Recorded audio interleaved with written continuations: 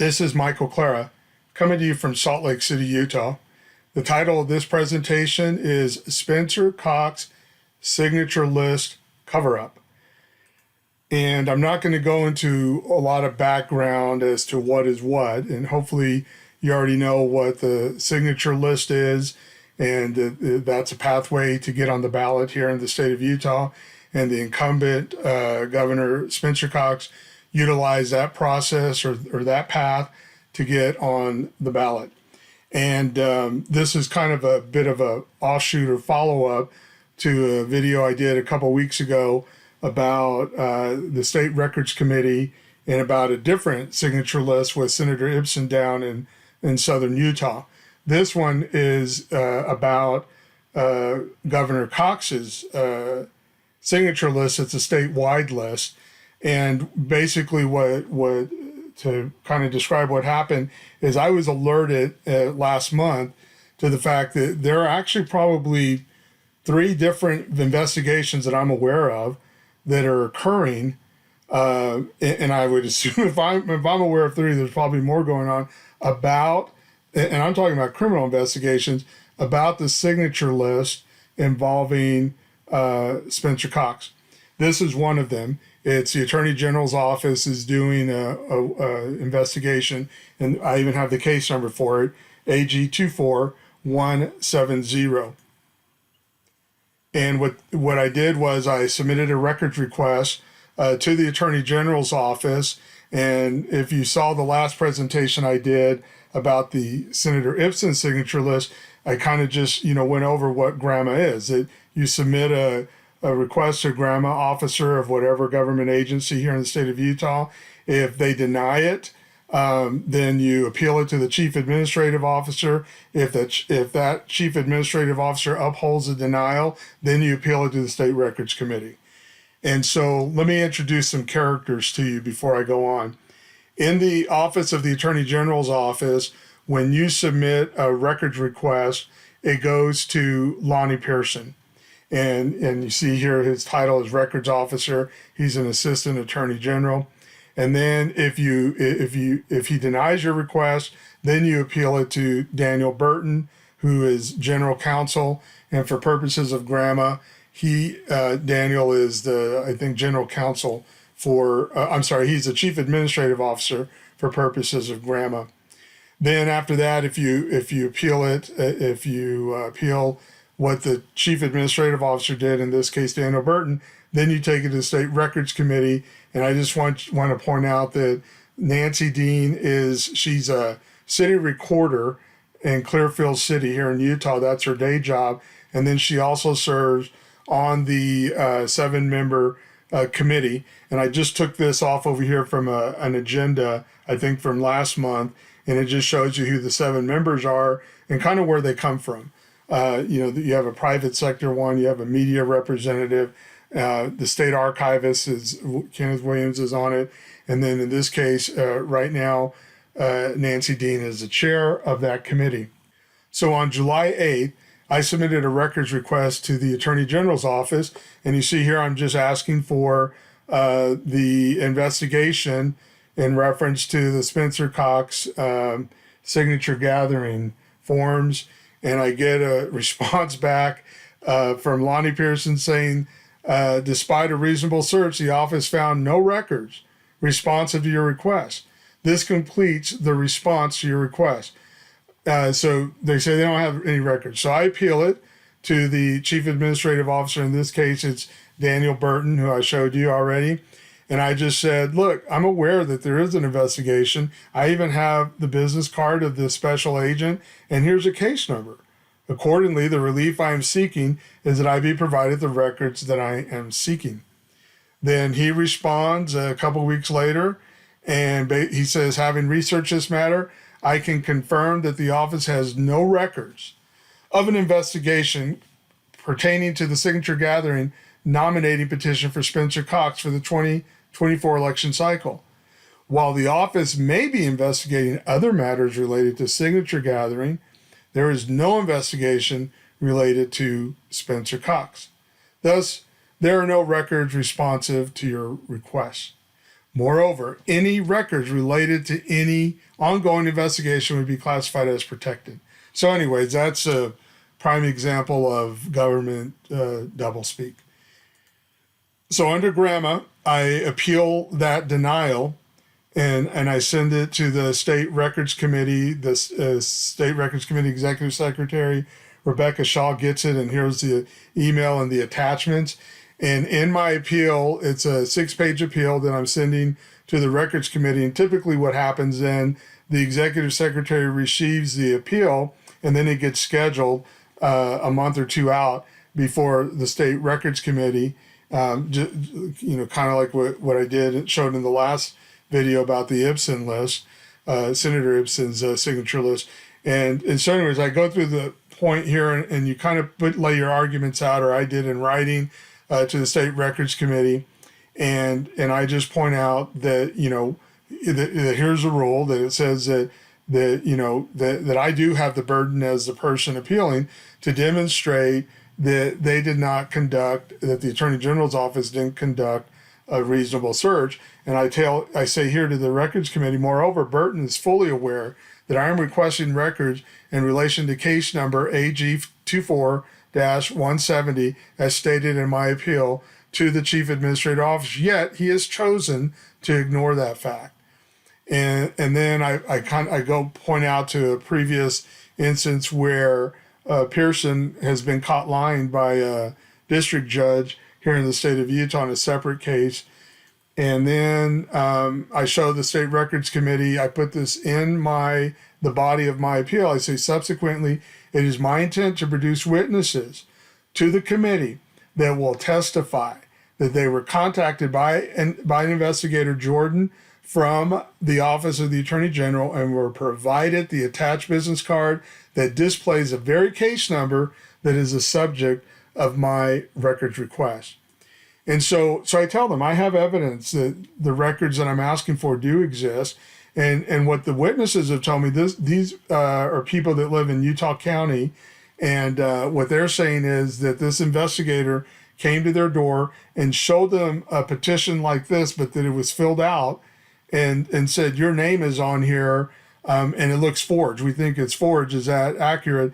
And they said, yeah, we were out of town, or even their neighbors and stuff. So I'm being told there were a few pages of this that they were shown just from their neighborhood in Utah County, that the signatures were forged.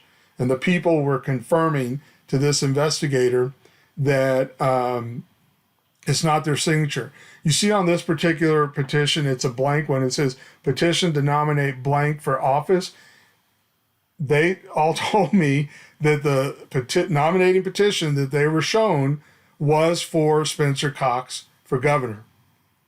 So that's the basis of my appeal to the State Records Committee, and this is the response that I get. It's unusual, but this is what the Records Committee or the Executive Secretary wrote back to me. She said, it has been determined that your appeal should be denied.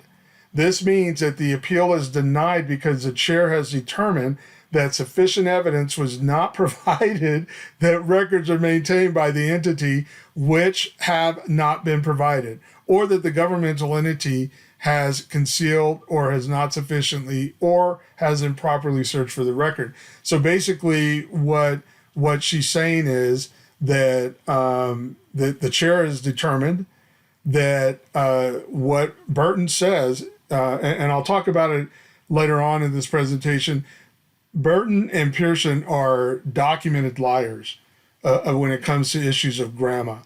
And so, but here you have the chair that's agreeing with their denial in the face of me showing them a business card with a case number and saying I have witnesses that can testify that there is an investigation going on. That's what they were told. So I write an email in response to that rejection letter. And because what happens is the following day after I get that letter, the executive secretary has to present that to the State Records Committee. It just so happens that their monthly meeting is the following day. And I tell the executive secretary, I said, wow, I find the determination of the State Records Committee chair to be incredible. can you please inform me who is the chair and the other committee member that declined to allow this appeal to be presented to the committee? So what the rules say, and she quoted it in the body of the letter, is that the executive secretary is the one that decides, okay, there's not any evidence here, and then she gets the consults with the chair, and if the chair agrees with her, then the rule says they get another member to agree that this is not, there's not any evidence there that the records do exist. They're going to side, in my opinion, prematurely with the governmental agency, and decide that this is not going to go to an appeal before the state records committee. And I tell her in this email, and I'm a little upset about the determination. And I said, I tell her, additionally, when you report to the committee, because she's required to, every month they do have instances like this that they reject appeals, and there's different reasons why. And you'll see more of that later on in this presentation. But additionally, when you report to the committee, I'm telling her on the following day that this appeal was declined, please ensure that the committee is aware that the evidence I presented with my statement of facts is a business card that Special Agent Jordan of the Attorney General's office provided to one of the victims, and even wrote the case number on the card. I do believe that it's important for that committee to the committee to be informed that you, the chair, and one other member have made the determination that the general counsel of the Attorney General office, Burton, stating that the records in dispute do not exist is sufficient, and that a business card of a special agent from that office of the AG with the very case number of the records I am seeking is not enough to overcome the denial of the general counsel Burton. So what the thing I forgot to point out here is that when she does these presentations about what they rejected, or what she and the chair and another member decided was not going to come before the committee, one committee member can say, yeah, I think that should really be on the agenda and we should all hear it, then they can move that. So I'm just asking the executive secretary to be honest with the committee and tell them what's going on, because I can't talk to them or make a presentation. They just have to depend on what her determination is, along with the chair and some mystery person, because she didn't respond to my email and tell me who the third person was. And I'm not asking that to see who it was. I want to make sure that they follow the process, and that the executive secretary and the chair and a third person looked at this and decided that they were not going to allow this to go to the full committee, which is why I find it extraordinary, and I think there's a cover-up going on here. I believe that they're working in concert, that what's going on here, you have Lonnie Pearson and Daniel Burton that are just liars anyways, and that's documented. I'm not just name calling. I'm saying that they are documented by the courts liars. And when it comes to GRAMA, but they're still in that position. Lonnie is still the records officer, and Daniel is still the person you submit appeals to, which is just ridiculous. And then you have, in this case, so according to the letter, Rebecca, Nancy Dean, who is works over in Clearfield, is the recorder over there, and some other mystery member of the State Records Committee decided that this appeal about the investigation of the Cox signature list is not going to be able to be heard by the committee. So the following day, Rebecca Shaw gives her report to the State Records Committee as to which appeals that she has denied, along with the chair and somebody else. And this is what she said. And Cindy Gonzalez from the Utah Investigative Journalism Project versus Wasatch County for a fee waiver and access to discipline records. This one was untimely, and Sydney was very nice about it. I felt really bad. She was counting 30 business days to appeal, not 30 calendar days. Oh. And so it was just untimely. And so she's going to submit the request again, I think, and trying to start that process over again. Michael Clure versus the Attorney General's Office. This one was for investigation records pertaining to the signature gathering nominating petitions for Governor Cox. The Attorney General's Office responded that they do have, it said that they do have investigation records related to signature gathering, but they don't have any records related to the signature gathering nomination petitions for Governor Cox. So there are no records responsive to the request. And so that one was denied as having insufficient evidence that the records exist. He did provide the case number that he thought it was for and the investigator, but it isn't clear from either party if that investigation is tied to Governor Cox or if that's related to some other signature gathering something. So that one was denied due to insufficient evidence that the records exist, and that I think is all of them. Yes.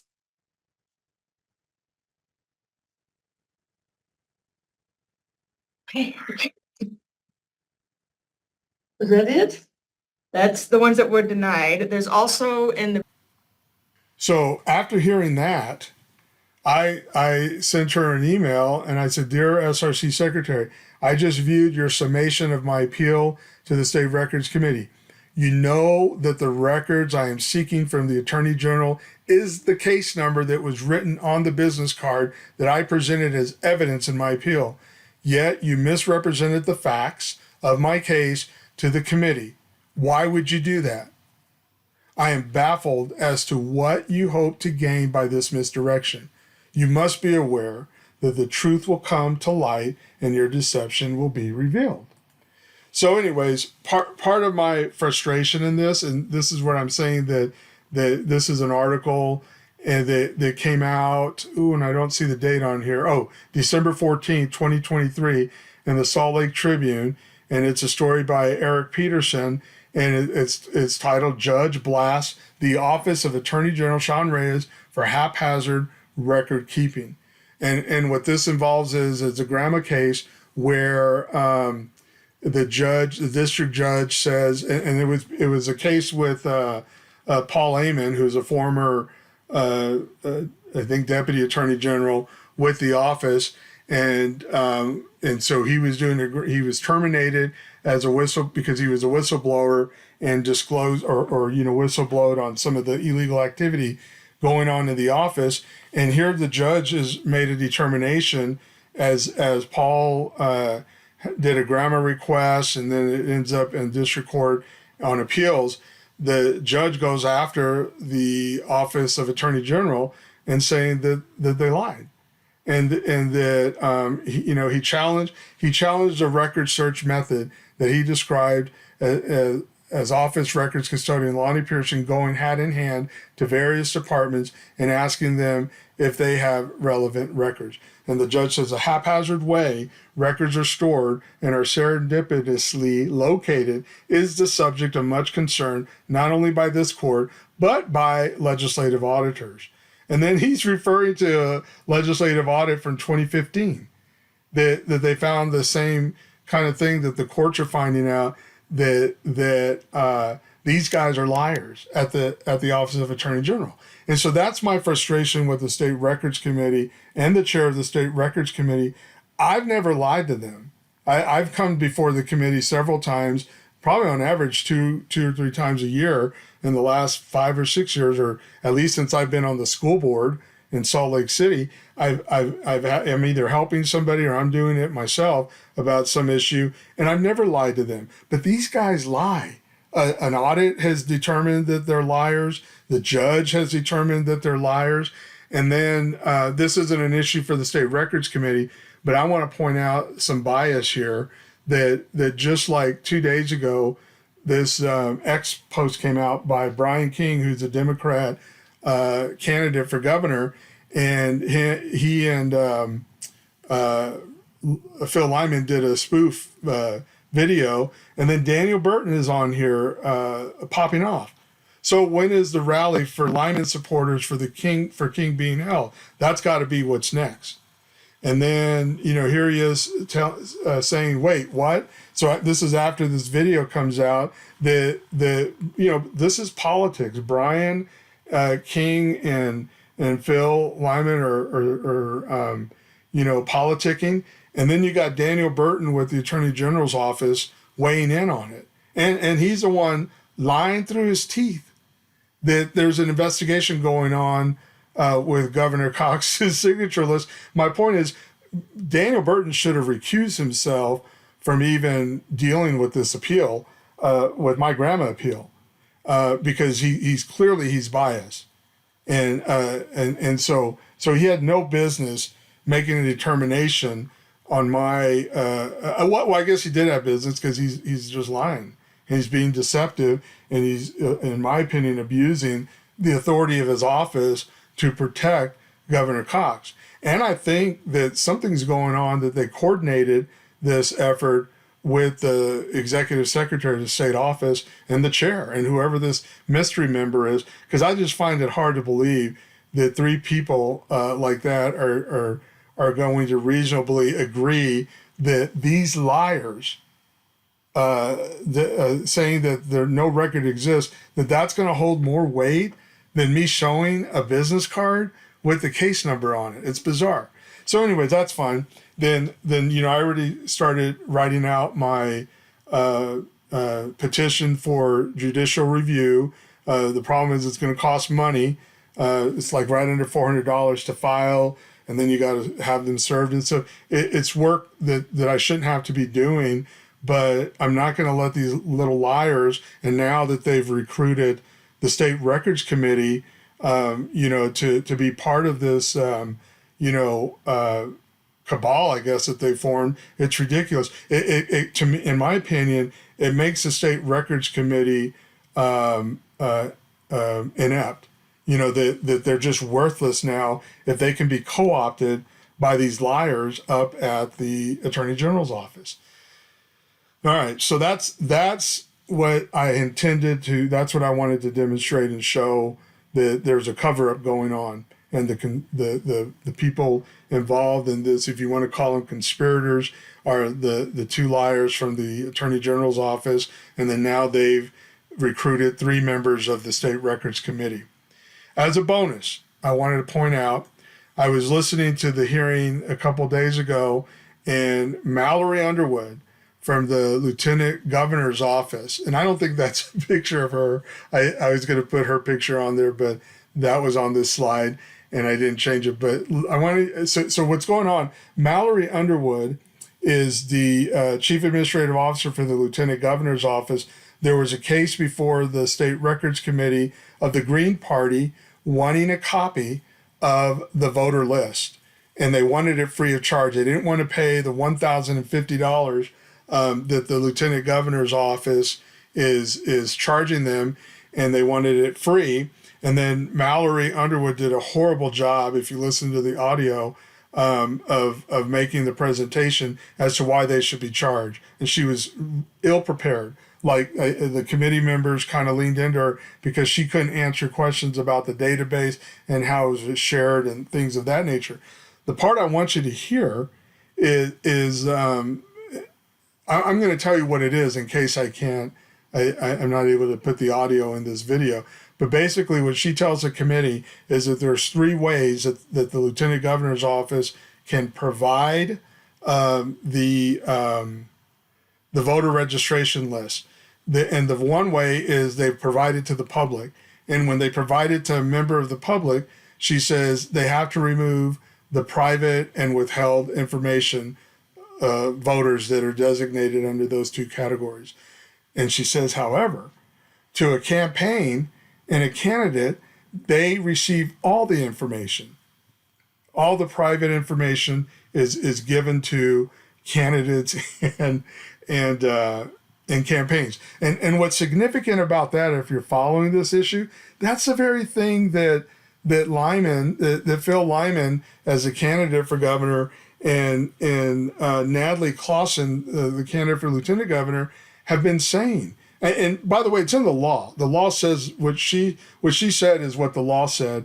The problem that I'm having is, or the point I'm making is that they're not following the law, and then they're gaslighting Phil Lyman and Natalie Clausen for saying that is their right, that is law. This lady just admitted it verbally in this hearing that she's under oath. So my point is that this whole thing is just ridiculous. And this thing about let me say, I'm a moderate Republican, and I'm not associated or affiliated with the Lyman campaign, but I definitely am on board with the position that Phil Lyman has been taking, because something is going on here. I just showed you. This is just a sliver of what's going on. That's just what I'm aware of, because I'm only going to tell you what I know. I'm not going to go, verify or look at other things, or, but I'm just telling you this is my experience, and I can, lay it out for you and show you what's happening. In closing here, let me go back and show you something just to kind of give some context to what I think is going on, or to what is going on. June 21st, there was this article in the Deseret News, and basically, I'm not going to read all this, but basically the reporter's interviewing Tanner Lethem, owner of Gathering Inc. He's the one that did the signature gathering for Senator Ipsen down south, and for Governor Cox statewide. And basically what he's saying here in the middle, I have nothing to hide here, he says. I have so many awesome hundreds of people that have worked with us that do a good job. Adding that he hasn't gotten a call. Okay, so he's talking about the Ipsen thing, but then he says, speaking about the signature gathering for Cox, Lethem said, if there were verification problems with the signatures that were submitted, there were thousands more they gathered that could have been used by the Cox campaign. So he says, if they could disqualify 5 of them, there are thousands of extra signatures, said Lethem, adding he wasn't concerned about it. So keep in mind, this is the guy that gathered the signatures and turned them in at a tune, I think, of over $200,000. That's what he was paid. He says there's thousands more signatures for Cox other than the 28,000 they turned in. Well, here's an article by KSL, same day, and you have the county clerk of Davis County who did the counts on these signature package, and he breaks down the numbers here.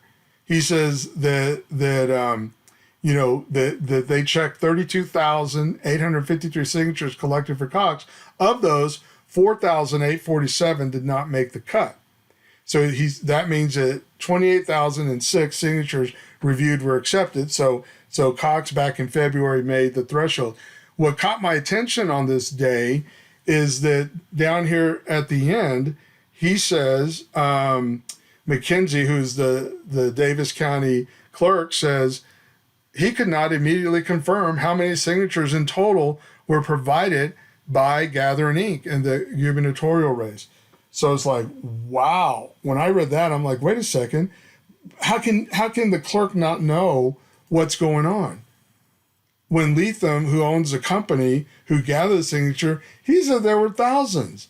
So that caught my attention, and my suspicion grew that you would expect that the county clerk who counted everything and gave us specific numbers on these other ones, that he would just tell the same thing. There's thousands more that Cox could have counted, that meaning that if any of the ones that he has now were disqualified, or we find out later, it's okay, because he has thousands more. Guess what? Both of these guys are lying.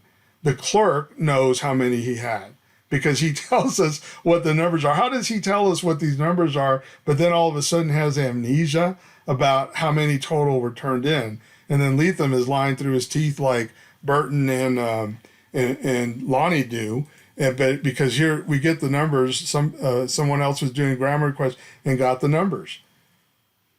And what they're saying here, from the lieutenant governor's office, what they finally had to cough up is that there's only 592 unreviewed signatures.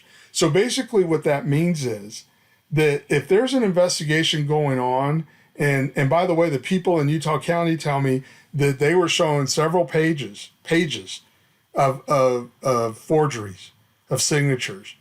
So that's the concern, is that if these unviewed signatures, those are not all valid signatures. Then the number of those are going to be invalidated. So he doesn't actually have 592. He clearly does not have thousands and thousands like the Lethem said.